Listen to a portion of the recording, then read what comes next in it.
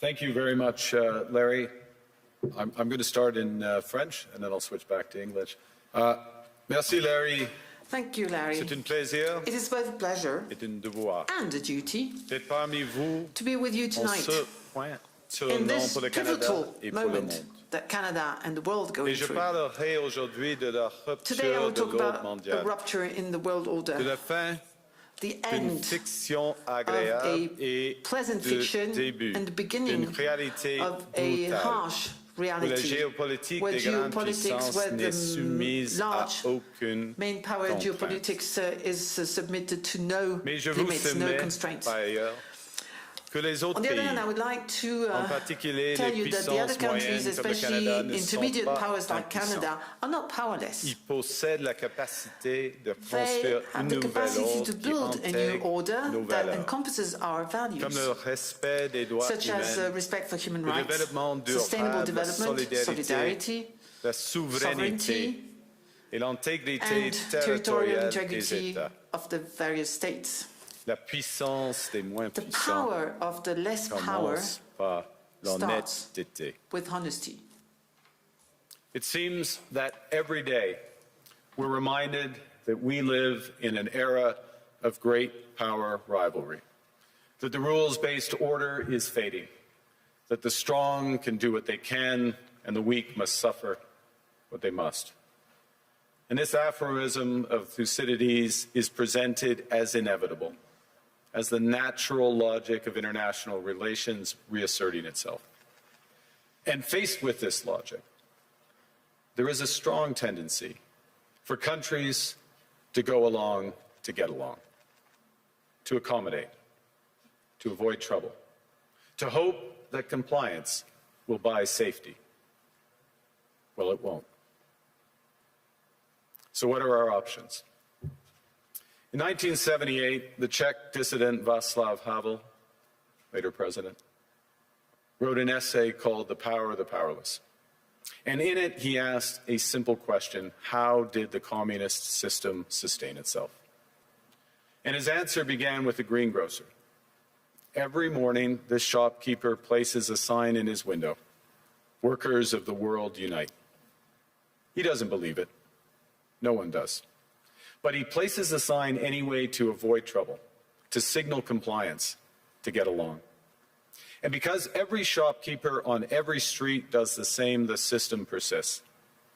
Not through violence alone, but through the participation of ordinary people in rituals they privately know to be false. Havel called this living within a lie. The system's power comes not from its truth, but from everyone's willingness to perform as if it were true. And its fragility comes from the same source. When even one person stops performing, when the greengrocer removes his sign, the illusion begins to crack. Friends, it is time for companies and countries to take their signs down. For decades,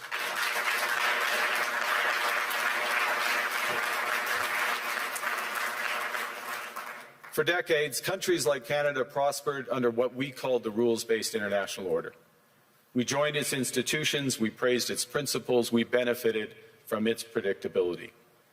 And because of that, we could pursue values-based foreign policies under its protection. We knew the story of the international rules-based order was partially false, that the strongest would exempt themselves when convenient, that trade rules were enforced asymmetrically. And we knew that international law applied with varying rigor depending on the identity of the accused or the victim. This fiction was useful, and American hegemony in particular helped provide public goods, open sea lanes, a stable financial system, collective security, and support for frameworks for resolving disputes. So we placed the sign in the window. We participated in the rituals, and we largely avoided calling out the gaps between rhetoric and reality. This bargain no longer works. Let me be direct. We are in the midst of a rupture, not a transition. Over the past 2 decades, a series of crises in finance, health, energy, and geopolitics have laid bare the risks of extreme global integration. But more recently, great powers have begun using economic integration as weapons. Tariffs as leverage, financial infrastructure as coercion, supply chains as vulnerabilities to be exploited. You cannot live within the lie of mutual benefit through integration when integration becomes the source of your subordination. The multilateral institutions on which the middle powers have relied, the WTO, the UN, the COP, the architecture, the very architecture of collective problem solving are under threat. And as a result, many countries are drawing the same conclusions, that they must develop greater strategic autonomy in energy, food, critical minerals, in finance and supply chains. And this impulse is understandable. A country that can't feed itself, fuel itself, or defend itself has few options. When the rules no longer protect you, you must protect yourself. But let's be clear-eyed about where this leads. A world of fortresses will be poorer, more fragile, and less sustainable. And there's another truth. If great powers abandon even the pretense of rules and values for the unhindered pursuit of their power and interests, the gains from transactionalism will become harder to replicate. Hegemons cannot continually monetize their relationships. Allies will diversify to hedge against uncertainty. They'll buy insurance, increase options in order to rebuild sovereignty. Sovereignty that was once grounded in rules but will increasingly be anchored in the ability to withstand pressure. This room knows this is classic risk management. Risk management comes at a price. But that cost of strategic autonomy, of sovereignty, can also be shared. Collective investments in resilience are cheaper than everyone building their own fortresses. Shared standards reduce fragmentations. Complementarities are positive sum. And the question for middle powers like Canada is not whether to adapt to the new reality. We must. The question is whether we adapt by simply building higher walls or whether we can do something more ambitious. Now, Canada was amongst the first to hear the wake-up call, leading us to fundamentally shift our strategic posture. Canadians know that our old, comfortable assumptions that our geography and alliance memberships automatically conferred prosperity and security, that assumption is no longer valid. And our new approach rests on what Alexander Stubb, the President of Finland, has termed value-based realism. Or to put another way, we aim to be both principled and pragmatic. Principled in our commitment to fundamental values, sovereignty, territorial integrity, the prohibition of the use of force except when consistent with the UN Charter, and respect for human rights. And pragmatic in recognizing that progress is often incremental, that interests diverge, that not every partner will share all of our values. So we're engaging broadly, strategically, with open eyes. We actively take on the world as it is, not wait around for a world we wish to be. We are calibrating our relationships so their depth reflects our values. And we're prioritizing broad engagement to maximize our influence, given the fluidity of the world at the moment, the risks that this poses, and the stakes for what comes next. And we are no longer just relying on the strength of our values, but also the value of our strength. We are building that strength at home. Since my government took office, we have cut taxes on incomes, on capital gains and business investment. We have removed all federal barriers to interprovincial trade. We are fast-tracking $1 trillion of investments in energy, AI, critical minerals, new trade corridors, and beyond. We're doubling our defense spending by the end of this decade, and we're doing so in ways that build our domestic industries. And we are rapidly diversifying abroad. We've agreed a comprehensive strategic partnership with the EU, including joining SAFE, the European Defence Procurement Arrangements. We have signed 12 other trade and security deals on 4 continents in 6 months. The past few days, we've concluded new strategic partnerships with China and Qatar. We're negotiating free trade pacts with India, ASEAN, Thailand, Philippines, and Mercosur. We're doing something else. To help solve global problems, we're pursuing variable geometry. In other words, different coalitions for different issues based on common values and interests. So on Ukraine, we're a core member of the Coalition of the Willing and one of the largest per capita contributors to its defense and security. On Arctic sovereignty, we stand firmly with Greenland and Denmark and fully support their unique right to determine Greenland's future.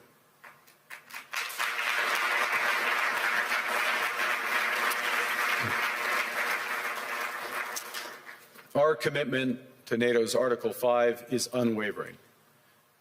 So we're working with our NATO allies, including the Nordic-Baltic 8, to further secure the alliance's northern and western flanks, including through Canada's unprecedented investments in over-the-horizon radar, in submarines, in aircraft, and boots on the ground, boots on the ice. Canada strongly opposes tariffs over Greenland and calls for focused talks to achieve our shared objectives of security and prosperity in the Arctic. On plurilateral trade, we're championing efforts to build a bridge between the Trans-Pacific Partnership and the European Union, which would create a new trading bloc of 1.5 billion people. On critical minerals, we're forming buyers' clubs anchored in the G7 so that the world can diversify away from concentrated supply.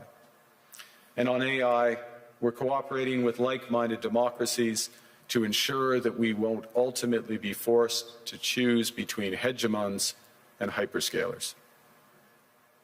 This is not naive multilateralism, nor is it relying on their institutions. It's building coalitions that work, issues by issue, with partners who share enough common ground to act together. In some cases, this will be the vast majority of nations. What it's doing is creating a dense web of connections across trade, investment, culture, on which we can draw for future challenges and opportunities. Argue the middle powers must act together because if we're not at the table, we're on the menu. But I'd also say that great powers can afford for now to go it alone. They have the market size, the military capacity, and the leverage to dictate terms. Middle powers do not. But when we only negotiate bilaterally with a hegemon, we negotiate from weakness. We accept what's offered. We compete with each other to be the most accommodating. This is not sovereignty. It's the performance of sovereignty while accepting subordination. In a world of great power rivalry, the countries in between have a choice: compete with each other for favor or to combine to create a third path with impact. We shouldn't allow the rise of hard power to blind us to the fact that the power of legitimacy, integrity, and rules will remain strong if we choose to wield them together. Which brings me back to Havel. What does it mean for middle powers to live the truth? Well, first, it means naming reality. Stop invoking rules-based international order as though it still functions as advertised. Call it what it is: a system of intensifying great power rivalry where the most powerful pursue their interests using economic integration as coercion. It means acting consistently, applying the same standards to allies and rivals. When middle powers criticize economic intimidation from one direction but stay silent when it comes from another, we are keeping the sign in the window. It means building what we claim to believe in. Rather than waiting for the old order to be restored, it means creating institutions and agreements that function as described. And it means reducing the leverage that enables coercion. That's building a strong domestic economy. It should be every government's immediate priority. And diversification internationally is not just economic prudence, it's a material foundation for honest foreign policy, because countries earn the right to principled stands by reducing their vulnerability to retaliation. So Canada. Canada has what the world wants. We are an energy superpower. We hold vast reserves of critical minerals. We have the most educated population in the world. Our pension funds are amongst the world's largest and most sophisticated investors. In other words, we have capital, talent. We also have a government with immense fiscal capacity to act decisively. And we have the values to which many others aspire. Canada is a pluralistic society that works. Our public square is loud, diverse, and free. Canadians remain committed to sustainability.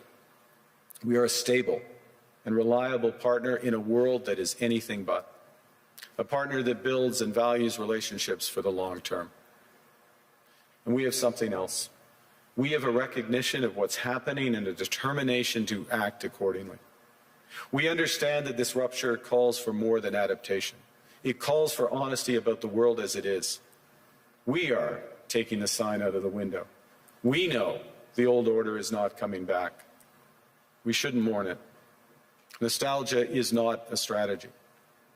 But we believe that from the fracture, we can build something bigger, better, stronger, more just. This is the task of the middle powers. The countries that have the most to lose from a world of fortresses and the most to gain from genuine cooperation. The powerful have their power. But we have something too.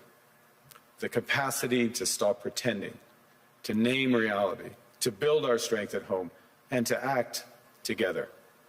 That is Canada's path.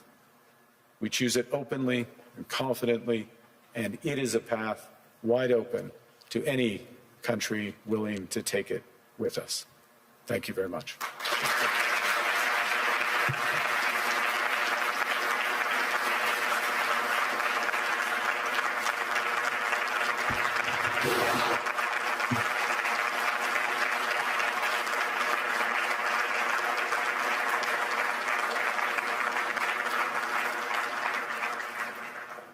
Well, thank you, Prime Minister. I don't think I've seen many standing ovations at Davos, so that was interesting. You said, there was a phrase in your speech where you said sovereignty now is the ability to withstand pressure. Isn't Canada almost uniquely vulnerable to pressure because of the extent of your trade dependence on the United States? Well, the proof is that we have been able to withstand the pressure, and there has been considerable pressure. I'll give you a couple of facts. We've actually created more jobs since the tariffs were put on than the United States in absolute number. Economy is growing at the second fastest rate within the G7. That's not there. There are pockets of extreme pressure without question in Canada, but headline, we're reacting. The second thing, and it's a fundamental point, is the recognition that we can give ourselves far more than any foreign country can take away. There's lots of efficiencies in having one Canadian market, the $1 trillion of domestic investment, and building these partnerships abroad, all of which are bigger returns than what's been lost. That's not to say we would rather not lose it, but we can withstand the pressure, and we are. And I was interested that you said basically the old world's not coming back. So you're not seeing this as a period where you just have to get through and normalcy will return. I think that is our view, and we regret it, but we're not going to sit around and mourn it. We're acting, and we're acting in a way both that's in our interests, but we believe in a way with others that's building imperfectly in steps a new system. I'll give you one example in handback, which is we are members of trade agreements that comprise already 1.4 billion people around the world. So we have the most extensive network. We are trying with others to bring some of those networks together. The most prominent example is the Trans-Pacific Partnership in the EU, acting as a bridge. It's not a direct benefit for Canada, but it is a benefit for Canada that these groups come together. And Ngozi is here, consistent with the WTO rules, both of which are. And in that way, we're building back out amongst willing partners. And You talked about the need not to put the sign in the window anymore, to pretend that things are still the same. Do you think, to put it directly, that the NATO alliance is still doing that, still pretending it's the old transatlantic partnership, when it's really kind of going? Well, I think clearly NATO is experiencing a test right now, and the first response to that test has to be to respond in a way that ensures the security of the Arctic in a robust way for all possibilities. This is actually a point that we have been making in recent years. It's a point that I made at the NATO summit back in June, which seemed like a pledging summit, but also was to get NATO policies in the right direction. So I think in the immediate term, one of the imperatives is to reinforce things that Canada is doing, Nordic Baltic 8 are doing, the UK are doing, other NATO partners, France included, in a comprehensive way that provides much greater security in the Arctic. This is the test, and so I wouldn't say the NATO sign stays in the window, but we've got to meet the moment of that. You also, a big theme of your speech was the need for middle powers to work together. Yeah.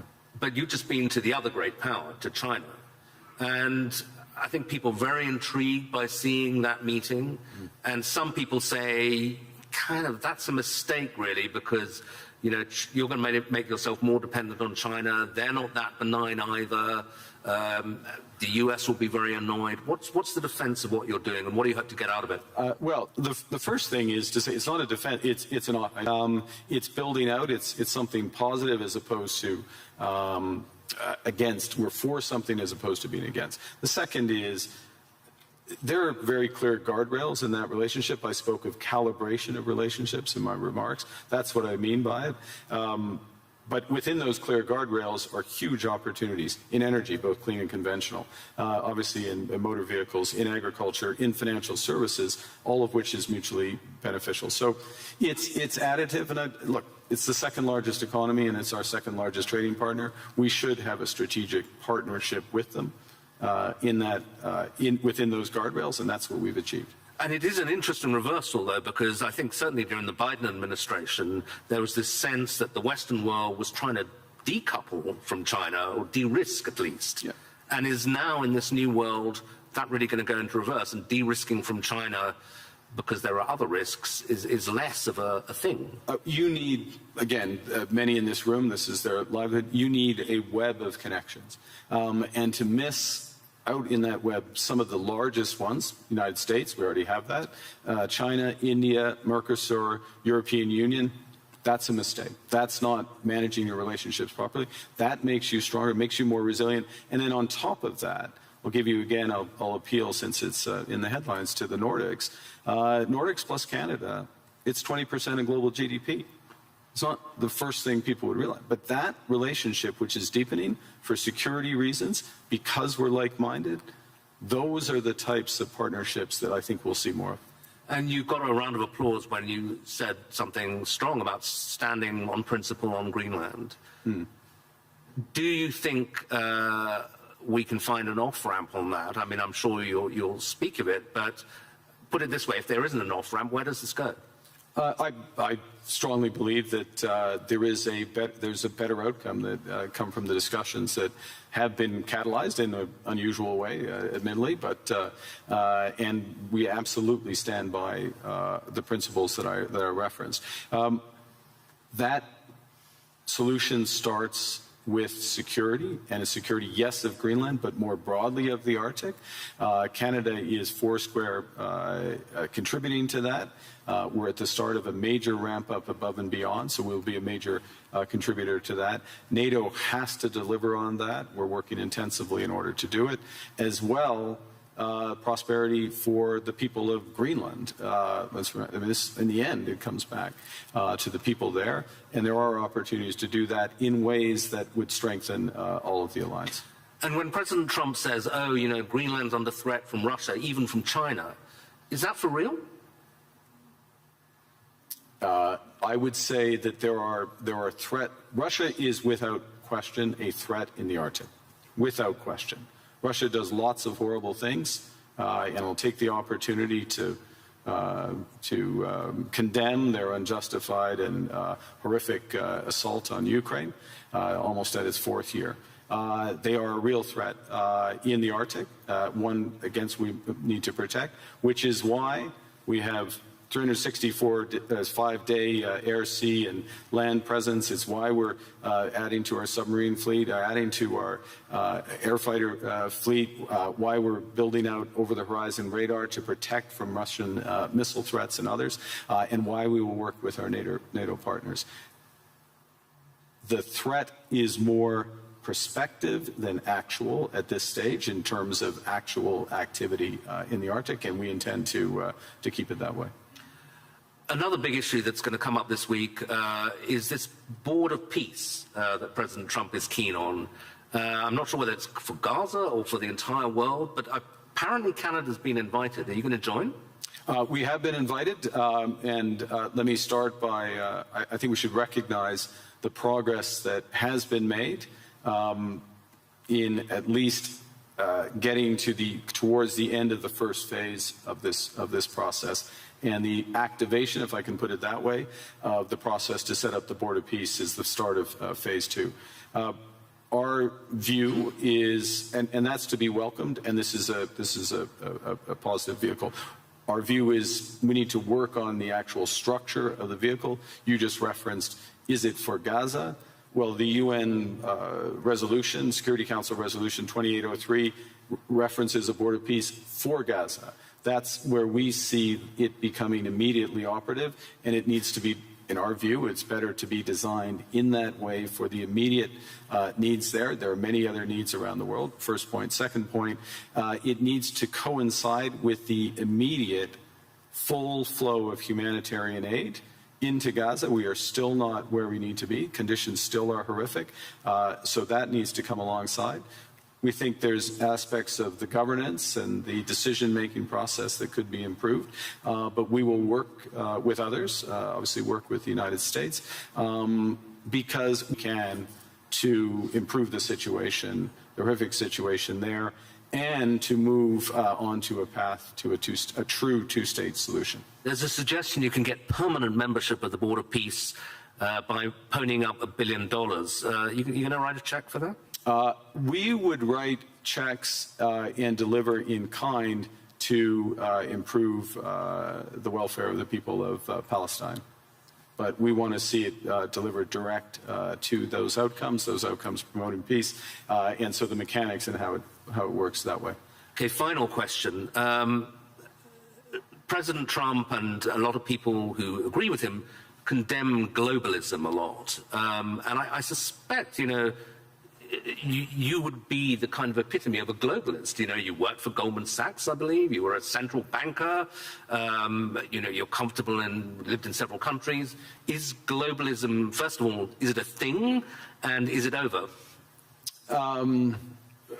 I think, well, look, understanding how the world works, having an appreciation for other cultures, understanding the connections, and being able to, or at least appreciating ways that how we connect, whether it's through technology, trade, investment, culture, can enrich our lives, and that's a good thing, and also help solve problems. Being detached from where you live and the broader needs of society, there is an epithet for that. I don't know that the G word is the one. There's certainly what we're finding, and to go back to the points I was making, is that there are a number of like-minded countries that want to work through partnership to achieve those goals for their citizens and for the world more broadly. The call is for more to recognize what's really going on right now, and to pool their resources to the benefit of citizens. So it won't be global, it won't cover the globe, but it will be more powerful. Okay, Prime Minister, thank you very much indeed.